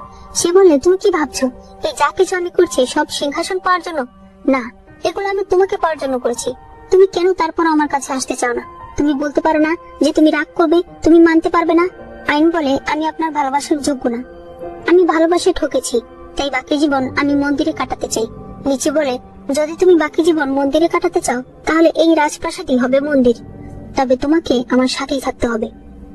পরদিন আইনের কাছে একটি চিঠি আসে, যেখানে লেখা ছিল আমি জানি লিচি তোমার শত্রু, লিচির বিরুদ্ধে আমার কাছে কিছু প্রমাণ আছে, তাই আমার দেওয়া ঠিকানায় চলে এসো। ইতি পেই। আইন এরপর সেই ঠিকানায় যায়। সে বলে তুমি প্রমাণ কোথায় পেলে? আমি যতদূর জানি লিচি সরাসরি দাফাং রাজার সঙ্গে কথা বলেছিল। পেই বলে সেটা আগের রাজা ছিল, বর্তমান রাজা আমি, কারণ আমি দাফাং রাজ্যের তৃতীয় রাজকুমার। আইন এটা শুনে অবাক হয়ে যায়। সে বলে তুমি রাজ্যের বিরুদ্ধে গিয়ে আমার কাছে প্রমাণ নিয়ে এসেছো, বলো তুমি কি চাও? পেই বলে তোমার আমাকে কেমন ছেলে মনে হয়? লিচি তোমার শত্রু, সে তোমার পরিবার শেষ করে ফেলেছে, তাই আমি তোমাকে সাহায্য করতে এটা নিয়ে এসেছি। আইন বলে ঠিক আছে, তাহলে ভবিষ্যতে যদি তোমার আমার কোনো সাহায্যের প্রয়োজন পড়ে তাহলে আমি অবশ্যই তোমাকে সাহায্য করব। পেই বলে কেন, তুমি কি চাও না আমার কাছে তোমার কোনো ঋণ থাক? আইন বলে আমার স্বামী অনেক হিংস্র প্রকৃতির, সে যদি জানতে পারে তোমার কাছে আমার ঋণ রয়েছে তাহলে তার ভালো লাগবে না। এই বলে সে চলে যায়। তখন জয় বেরিয়ে আসে। পেই বলে ও তোমাকে কত সম্মান করে? জয় বলে হ্যাঁ, কারণ ও আমাকে ভালোবাসে। পেই বলে আর তুমি তুমি তো ওকে একটু বিশ্বাসও করো না, এখানে আমার সঙ্গে দেখা করতে এসেছে, লুকিয়ে তুমিও এসে গেছো। জয় বলে তুমি শুনতে পাওনি ও কি বললো? আমি খুবই হিংস্র প্রকৃতির, আমার হিংসা হয়। পেই বলে কিন্তু আমি তো শুনতে পেরেছি তুমি নাকি বেশি দিন বাঁচবে না। তারপর তখনই পেয়ের লোক এসে বলে রাজকুমার লিচি তার লোকজন নিয়ে এদিকেই আসছে। এই তখন প্রচন্ড ভয় পেয়ে যায়। জুই বলে আমার সঙ্গে আসো। সে তাকে এক জায়গায় নিয়ে যায়, তাকে একটা গুপ্ত টানেল দেখায় আর সেটা দিয়ে চলে যেতে বলে। এই বলে তোমার এই ঋণ আমি অবশ্যই শোধ করব। তখন লিচি তার লোকজন নিয়ে চলে আসে। জুই তাদের সামনে দিয়ে পালিয়ে আসে। রাতে লিচি ঘরে এসে আইনের গলা চেপে ধরে। সে বলে তার মানে এই সব কিছু ছিল নাটক। তুমি তো জুইকে বাঁচিয়ে রেখেছো, সে তার সঙ্গে খারাপ ব্যবহার করতে থাকলে আইন তাকে একটা চড় মারে। লিচি বলে ভালো, তবে তুমি কি জানো তোমার ভাই আমার কাছে এত মানার পরেও সে এখনো বেঁচে আছে। নিঃসন্দেহে সে এই রাজ্যের সেরা জেনারেল। আইন তাকে মারতে চাইলে লিচি তাকে অনেক জোরে ধাক্কা দেয়, কিন্তু পরে সে বুঝতে পারে আইন সামনের বক্সে গিয়ে ধাক্কা লাগবে, তাই সে নিজের হাত দিয়ে তাকে বাঁচায়। এরপর সে সেই বক্সটা খুললে সেখানে আইনের বিয়ের পোশাক বের হয়। লিচি বলে যদি ওই জুই না আসতো তাহলে কবে তোমার আর আমার বিয়ে হয়ে যেত। এরপর মহারাজের মৃত্যুর পর আমি রাজা হয়ে যেতাম, কোনো ঝামেলাই থাকতো না, এত মানুষ মারার কোনো প্রয়োজনই পড়তো না। এই সবকিছু হয়েছে জুই আর তোমার জন্য। সে তাকে জোর করে বিয়ের পোশাক পরাতে চায়। তখন আইনের দাসী এসে লিচির গায়ে চাকু ঢুকিয়ে দেয়। লিচি তাকে একটা ধাক্কা মেরে ফেলে দেয়। লিচির লোকেরা দাসীকে একেবারে মেরে ফেলে। লিচি বিয়ের পোশাকটা ফেলে দিয়ে বলে আমি চাই সিংহাসনে বসার দিনে তুমি বিয়ের পোশাক পরে আসবে আর আমাদের অসম্পূর্ণ বিয়ে সম্পন্ন করবে। এদিকে শাওজি জুইকে এসে বলে আমি খবর পেয়েছি তিংহান জেলখানায় বন্দী আছে। জুই এরপর জেলখানায় গিয়ে তিংহানকে বাঁচিয়ে নেয়। এরপর সে তাকে একটি বক্সের কাছে নিয়ে আসে। তিংহান বলে এটা কি? জুই বলে না, পরিবারের গণহত্যার দিন এরকমই একটা বক্স ছিল। তিংহানের মনে পড়ে ওই দিন সে বক্স খুলে জুইকে দেখতে পেয়েছিল। একজন যখন জিজ্ঞেস করে কিছুকে পেলেন, তিংহান বলে না, এটা তো শুধু ময়লা পানি। এরপর সে চলে আসে। তিংহান বলে সেটা তুমি ছিলে? জুই বলে হ্যাঁ, আমি না পরিবারের একমাত্র উত্তরাধিকার, না জিনছি। ওই দিন আমাকে বাঁচানোর জন্য তোমাকে ধন্যবাদ। আজ আমি তোমার প্রতি কৃতজ্ঞতা প্রকাশ করার সুযোগ পেয়েছি। এই ময়লার বাক্স কিছুক্ষণ পর লোকেরা এসে বাইরে নিয়ে যাবে, তাই তুমি এর ভেতরে লুকিয়ে থাকো। এরপর পরদিন সকালে লিচি তার বাবার জন্য ওষুধ নিয়ে আসে। সে বলে আপনি কেন বলে দিচ্ছেন না যে আপনার রাজ ছেলে কোথায় আছে? তার বাবা বলে আমি কোনোদিনও সেটা তোমাকে দেব না, মরে গেলেও দেব না। সে বলে লাভ কি, আমি আপনার একমাত্র ছেলে, আপনি মারা গেলে রাজ্য তো আমারই। মহারাজ বলে তুমি আমার ছেলে না। লিচি তাকে ধরে বলে তাহলে আপনি আগেই জানতেন, আর এই কারণেই একের পর এক বিয়ে করছিলেন যাতে আপনার ছেলে হলে তাকে রাজা বানাতে পারেন। মহারাজ বলে তুমি যত যাই করো ছেলে তুমি পাবে না, আর আমি সেটা এমন জায়গায় রেখেছি যেটা তুমি কোনোদিনও খুঁজে বের করতে পারবে না। এরপর সে মারা যায়। এরপর লিচি বাইরে দাঁড়িয়েছিল, তখন এক লোক এসে বলে তিংহান পালিয়ে গেছে। লিচি বলে খুঁজে বের করো। এরপর দাসীরা বলতে থাকে মহারানীর কবর থেকে রাতের বেলা আজে বাজে শব্দ আসে। যেদিন থেকে মহারাজ অসুস্থ হয়েছিল সেদিন থেকে এরকম শব্দ আসতে শুরু করেছে। লিচি বুঝে যায় তার মানে মহারানীর কবরে রাজকীয় সেল লুকানো আছে। লুকানোর সময় যে শব্দ হচ্ছে সেগুলো দাসীরা শুনতে পেয়েছে। সে তখন অনেক খুশি হয়ে যায়। এরপর দেখা যায় লিচি আজ সিংহাসনে বসবে। সে আইনকে বলে এই দিনটা কবে আসার কথা ছিল, তবে তোমার আরেক জায়গায় বিয়ে হয়েছে, সেখানে বিয়ে ভেঙে গিয়ে তুমি আবার আমার কাছে এসেছো, মানে তোমার জন্মই হয়েছে মহারানী হওয়ার জন্য। আইন বলে বিবাহিত মেয়েকে বিয়ে করে মহারানী বানাতে চাইছেন, রাজ্যের লোকেরা কি এটা মেনে নেবে? লিচি বলে রাজ্য আমার, কে আমাকে বাধা দিবে? এরপর এনুজ ঘোষণা করে মহারাজের মৃত্যুর পর যেহেতু লিচি একমাত্র রাজকুমার তাই সেই এখন সবার মহারাজ। ওই সময় সেখানে একটি পেন্টিং রাখা হয় যেখানে লেখা ছিল লিচি রাজদ্রোহী। আইন তখন বলে ও বিষ খাইয়ে ওর বাবাকে মেরে ফেলেছে, আর দাফাং রাজ্যের সঙ্গে মিলে আমাদের রাজ্যের সৈনিকদের মেরে ফেলেছে। এই হলো তার প্রমাণ। ইউর বাবা সেই প্রমাণ দেখে সে বলে এখন এগুলোতে আর কিছুই যায় আসে না, আমাদের কাছে আর কোনো রাজকুমার নেই, তাই রাজকুমার লিচিকে মহারাজ হিসেবে মেনে নেওয়া ছাড়া আমাদের আর কোনো উপায় নেই। সবাই তার কথাতেই রাজি হয়। লিচি খুশি হয়ে সিংহাসনে বসে আর আইনকেও টেনে বসায়। তখনই জুই আগের মহারাজকে নিয়ে সেখানে চলে আসে। লিচি বলে আপনি এখনো বেঁচে আছেন? তখন আমাদেরকে দেখানো হয় আইন আগেই মহারাজের কাছে গিয়েছিল। সে তাকে বলে আমি একটা ওষুধ নিয়ে এসেছি যেটা খেলে আপনার নিঃশ্বাস কিছুক্ষণের জন্য বন্ধ হয়ে যাবে, এর মাধ্যমে আপনি লিচির হাত থেকে বাঁচতে পারবেন। কিন্তু আমার একটা শর্ত আছে, সেটা হলো আগে আপনাকে একটা কনফেশন লেটার লিখতে হবে যে না পরিবার কোনো রাজদ্রোহী ছিল না, মহারানী তার লক্ষ্য পূরণের জন্য লোক দিয়ে এটা করিয়েছিল, আর এর সাথে আপনিও জড়িত ছিলেন। এরপর মহারাজ সবাইকে আদেশ করে মন্ত্রী জিয়ানকে ধরে নিয়ে যেতে। লিচি তখন বলে বাবা আপনি ভাবছেন আমি হেরে গেছি? সে তখন চাকু নিয়ে আইনের গলায় ধরে। এরপর জয়কে বলে ওনাকে মেরে ফেলো। জুই নিজের অস্ত্র বের করে। লিচি আবার বলে তুমি ওনাকে মারছো না কেন? জুই বলে পুরো রাজ্যের মন্ত্রীদের সামনে সৈনিকদের সামনে আমি রাজাকে মেরে ফেলবো যাতে আমার মৃত্যুদণ্ড হয় আর আবারও ক্ষমতা তোমার কাছে চলে যায়। লিচি তখন বলে এখনো চালাকি করছো? তুমি কি দেখতে পারছো না তোমার দুনিয়া আমার হাতে? আমি যতদূর জানি এই একটা মেয়ের জন্য তুমি 1000বার মরতে রাজি আছো। আইন তখন বলে আমাকে দিয়ে তোমার কাউকে ভয় দেখাতে হবে না। সে নিজেই তখন মরে যেতে চায়। লিচি বলে তুমি কি পাগল হয়ে গেছো? লিচি সরে গেলে জুই তার অস্ত্র লিচির গায়ে ফেলে। আইন তখন এসে সেটা নিয়ে একদম তার বুকে ঢুকিয়ে দেয়। লিচি মাটিতে শুয়ে পড়ে। সে বলে, ভালোই হয়েছে, অন্তত তোমার হাতে তো মরছি। আইন বলে, এত সুন্দর মৃত্যু তুমি পাবে না। পুরো সি মিলিটারির পক্ষ থেকে, নিউ এর পক্ষ থেকে, আমার দাসী লিচুর পক্ষ থেকে তোমাকে আমি ভয়ঙ্কর মৃত্যু দেব। সে সেটা আবার টেনে বের করে। লিচি বলে, এই জীবনে আমি শুধু তোমাকে আমার নিজের করতে চেয়েছিলাম। এই ব্রেসলেটটা আমি তোমার জন্য বানিয়েছিলাম। তোমাকে আমার স্ত্রী বানানোর পর তোমাকে নিজের হাতে পরিয়ে দেব। আইন, অন্তত ব্রেসলেটটা রাখো। আইন বলে, স্বপ্নেও না। সে সেটা ভেঙে ফেলে। কিন্তু ব্রেসলেট ভাঙার পরে জুইয়ের কিছু একটা সন্দেহ হয়। লিচি তখন হাসতে হাসতে বলে, আইন, এবার আর এই জীবনে তুমি আমাকে বলতে পারবে না। সে আবার সিংহাসনে গিয়ে বসে আর বলে, না জিনছি, আমি তোমার জন্য জাহান্নামে অপেক্ষা করব। এরপরে সে মারা যায়। তখন দেখা যায় সে ব্রেসলেটের থেকে আসলে এক ধরনের বিষাক্ত ধোঁয়া বের হচ্ছে, যার ফলে জুই অজ্ঞান হয়ে যায়। এরপরে সে দেখা যায় রোল্যান্ড ব্রেসলেটটা দেখে বলছে এটা খুবই বিরল একটা উপাদান দিয়ে বানানো হয়েছে। যেটা দিয়ে এটা বানানো হয়েছে সেটা দিয়ে এটার ওষুধ বানানো হয়, কিন্তু এইগুলো খুবই বিরল, 10 বছরে একবার ফোটে। আইন জুইকে ধরে কাঁদতে থাকে। সে বলে, আমি কেন এত বোকা, আমি কেন ওটা ভাঙতে গেলাম? ও আমাকে দিয়েছিল, আমি নিয়ে নিতাম। জুই বলে, তাহলে তো তুমি ওর ভালোবাসা মেনে নিলে। সেটা কি করে হতে পারে? তুমি কি ভুলে গেছো তোমার স্বামী একজন হিংসুক মানুষ? তুমি ওর কাছ থেকে ব্রেসলেটটা নিলে আমি একদমই খুশি হতাম না। সাহজি ব্রেসলেটটা শুকে বলে, এই গন্ধ আমি আরো পেয়েছি। তখন তার মনে পড়ে সে রাজপ্রাসাদে একটা ছোট ব্যাগ পেয়েছিল। সে সেটা বের করলে দেখতে পায় এটার ভেতরে সেই ফুল রয়েছে। তারা তখন প্রচন্ড খুশি হয়েছে যে এবার জুই বেঁচে যাবে। এরপর যখন তারা ওষুধ বানিয়ে জুইকে খাওয়াতে যায়, ওই সময় তিনখান এসে বলে, ইউর বাচ্চার শরীর অনেক খারাপ, তার বিষ জেগে উঠেছে। জুই তখন বলে এই ওষুধটা নিয়ে তাকে দিতে। সাহজি বলে, আপনি এটা কি বলছেন? তিনখান বলে, না না, আমরা অন্য কোনো ব্যবস্থা করবো। রোল্যান্ড বলে, এছাড়া আর কোনো পথ নেই। জুই আইনকে বলে, আইন, ওষুধটা ওকে দিয়ে দাও। আইন তখন বলে, হ্যাঁ ভাইয়া, তুমি ওষুধ নিয়ে যাও। জুইয়ের মনের ইচ্ছা পূরণ করো। ও চায় না যে কষ্ট পেয়ে ও বেঁচেছে সেই একই কষ্ট পেয়ে ইউর ছেলে বেঁচে থাক। জুই এতে খুশি হয়। সে বলে, চলো আমরা বাড়ি যাই। আইন চোখে পানি নিয়ে বলে, হ্যাঁ চলো, আমরা বাড়ি যাবো। এরপর সে তাকে নিয়ে বাড়িতে চলে আসে। এরপর কয়েকদিন পরে সিন দেখানো হয় যেখানে আইন তলোয়ার প্র্যাকটিস করছিল। জুই বসে বসে তাকে দেখছিল, কিন্তু হঠাৎ সে বুঝতে পারে তার চোখে দৃষ্টি চলে গেছে। সে আর আইনকে দেখতে পারছে না, তবে সে মুখ দিয়ে কিছুই বলে না। আইন ফুলের একটা ডাল কেটে ফেলে।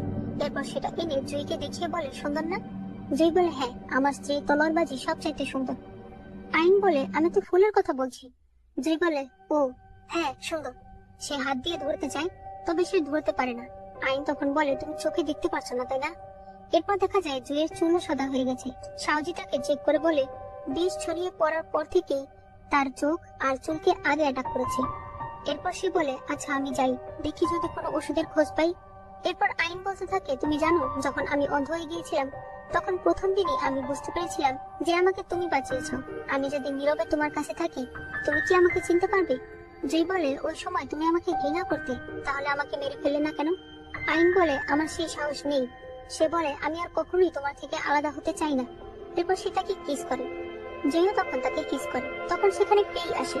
পেই জুইকে দেখে বলে, আরে তুমি এখনো বেঁচে আছো? জুই বলে, তুমি এখানে কেন এসেছো? সে বলে, একটা ওষুধ দিতে এসেছি। সে আইনকে বলে, এই ওষুধটা ওর শরীরে বেশ কিছুদিনের জন্য কাটাতে পারবে, মানে আরো 6 মাস ওর শরীর ভালো থাকবে। তবে এরপর ওর শরীর আবার খারাপ হয়ে যাবে। তাই তোমাদের এই 6 মাসের মধ্যে ওই আসল ওষুধটা খুঁজে বের করতে হবে। আইন বলে, হ্যাঁ, আমরা সেটা খুঁজতে যাব। এই বলে, ভালো, আমার সঙ্গে চলো। ওকে নিয়ে তার কোনো লাভ নেই, ও তো অসুস্থ। জুই তখন চিৎকার করে সাউজিকে বলে, মেহমানকে এখান থেকে নিয়ে যাও। এরপর দেখা যায় তারা সফরে যাচ্ছে, মানে এখন থেকে তারা সেই ওষুধ খুঁজে বেড়াবে। জুই তিনখানকে বলে, মহারাজ বেশি দিন বাঁচবে না। উনি মারা যাওয়ার পর তুমি নিজের দায়িত্ব নিয়ে ইউর ছেলেকে সিংহাসনে বসাবে। সাউজিকে বলে, এখন থেকে জেট প্যাভিলিয়নের সকল দায়িত্ব তোমার। জেট প্যাভিলিয়ন দেখে রেখো। এরপর দেখা যায় 6 মাস কেটে গেছে। মহারাজ নিজের সকল অন্যায় স্বীকার করেছে এবং অসুস্থতার কারণে সে মারা গেছে। এরপর রাজ সিংহাসনে বসে ইউর ছেলে ইয়ান।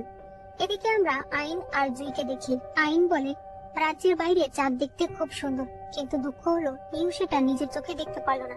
জুই এরপর আইনের কাঁধে মাথা রেখে অজ্ঞান হয়ে যায়। আইন প্রচুর কাঁদে। সে তাদের পুরনো সকল স্মৃতি মনে করতে থাকে। এদিকে তিংহান ইউ আর তার নিজের কাটানো সময়গুলো মনে করে। সে ভাবতে থাকে, ওই দিন যদি সে ইউকে নিয়ে পালিয়ে যেতে পারতো, তাহলে তাদের জীবনটা কত সুন্দর হতো। এরপর কয়েকদিন পরের সিন দেখানো হয়। আইন তীর প্র্যাকটিস করেছিল। তখন পেছন থেকে জুই তার কাছে আসে। তার চুল আবার আগের মতো হয়ে গেছে, তার মানে সে সুস্থ হয়ে গেছে। তারা একজন আরেকজনকে দেখে হাসতে থাকে। আর এখানেই এই ড্রামাটি শেষ হয়ে যায়। ড্রামাটি আমার কাছে অনেক ভালো লেগেছে, তবে এন্ডিংটা আরেকটু ডিটেলে থাকলে ভালো হতো। আর মহারাজের একটা ভালো মতো বিচার হওয়া দরকার ছিল। যাই হোক, তোমাদের কাছে কেমন লেগেছে সেটা অবশ্যই জানিয়ে দিও। অবশ্যই ভিডিওতে লাইক করো, আর চ্যানেলে নতুন হলে চ্যানেলটাকে সাবস্ক্রাইব করে দিও।